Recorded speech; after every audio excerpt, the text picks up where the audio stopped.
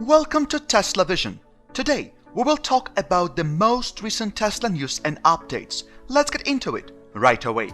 Tesla Gigafactory Berlin will become fully functional later this year. The German factory promises to deliver electric vehicles throughout Europe. On the other side, the Gigafactory Shanghai has already been working for quite some time now and has proven to be pivotal for Tesla's success during 2020. In recent months, the Gigafactory Shanghai has been involved in more exports to foreign nations than selling vehicles inside China. The reason is that the Chinese government is luring its people to invest in more sustainable vehicles.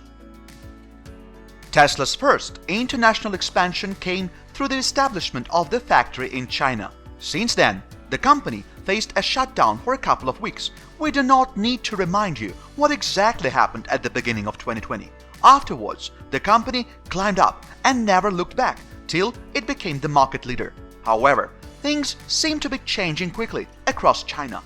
Tesla was the best-selling electric vehicle company in China during 2020. In the race to the supremacy, General Motors had been chasing Tesla, always a runner-up but never a winner. There was a significant margin of 21,000 sales between Tesla's Model 3 and GM's Wuling Hongguang Mini EV. Even after presenting a strong case in 2020, Tesla seems to be failing to cash in the Chinese market. The statistical data shows that Wuling Hongguang Mini EV had 36,762 sales during the first month of 2020. The numbers are nearly record-breaking, and even Tesla did not manage to beat these during the peak of its sales in the fourth quarter of 2020. Tesla only managed to sell 13,843 Model 3 electric vehicles, which leaves a massive gap of around 23,000 sales between the two companies. Thus, we can deduce that Wuling Hongguang Mini EV has already cleared the sales deficit it had in 2020. In fact, the company is leading by 2,000 sales if we take the last 14 months into account. Tesla Gigafactory Shanghai is estimated to produce about 250,000 vehicles per year. Going by this, we can state that the company in China will be producing roughly 5,200 vehicles per week and 21,000 vehicles on a monthly basis. The figures show that Tesla almost had 8,000 fewer sales in China than the total number of vehicles it produced.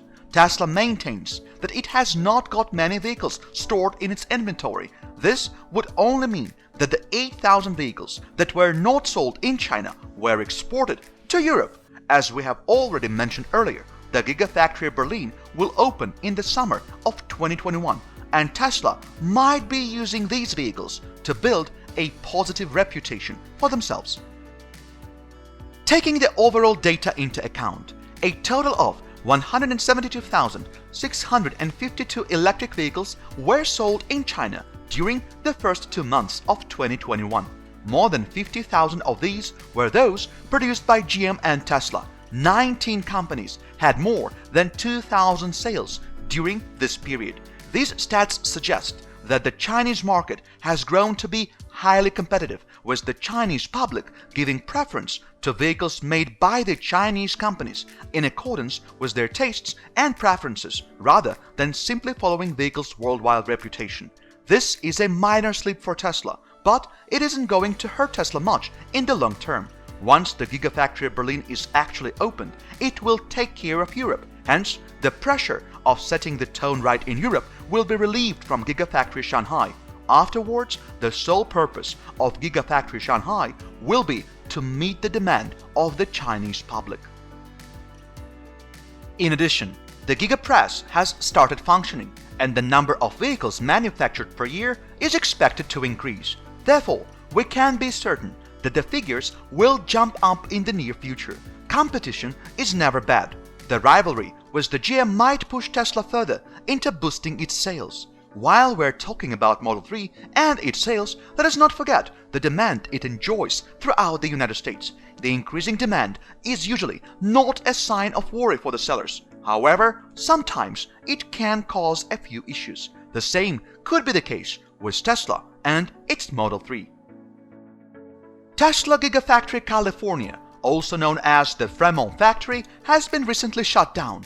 It was reported that the factory would stay closed for 2 weeks, starting from the 22nd of February until the 7th of March.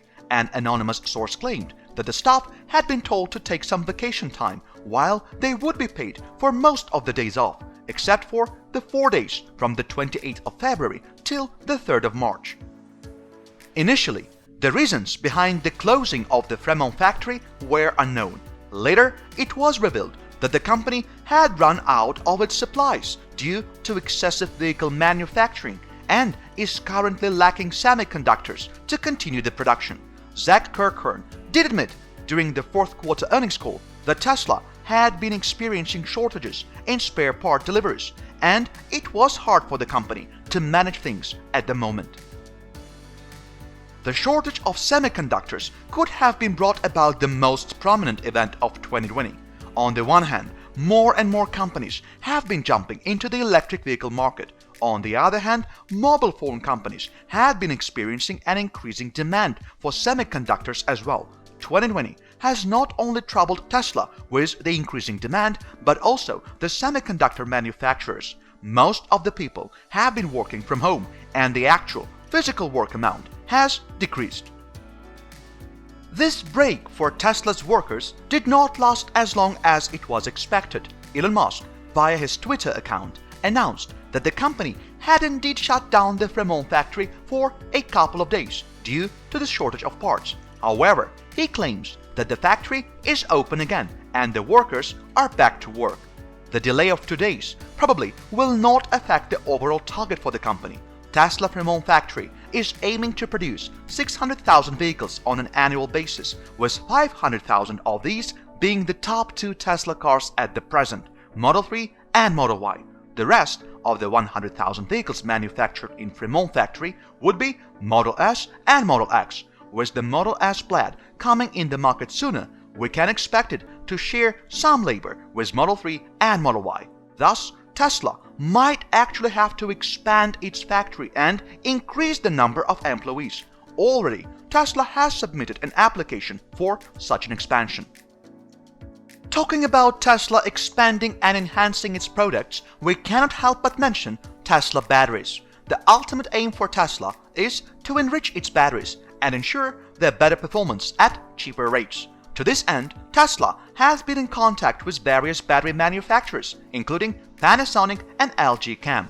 Recent news suggests that LG Energy Solutions, owned by LG Chem, are manufacturing a production line for Tesla, constituting the 4680 battery cells. As we have already mentioned how the competition between Tesla and GM Motors in China has been pushing Tesla to perform even better, the situation seems to be not that different here. Panasonic is also working towards the purpose of manufacturing the 4680 batteries for the upcoming Tesla vehicles. This has made LG Chem increase its production rate, and now the project is heading towards completion at a rapid rate. Reports are suggesting that millions of dollars have been invested in the project by LG Chem in an attempt to leave Panasonic behind. Already, the company has completed the assembly of its part and moved on to the electroplating process. This is more of a war between the companies based in South Korea and Japan. The first to successfully manufacture the 4680 batteries would be the leader in the eyes of Tesla. Panasonic has been Tesla's partner for quite a while now, whereas LG Chem joined recently and has been mostly involved in Tesla's project in China.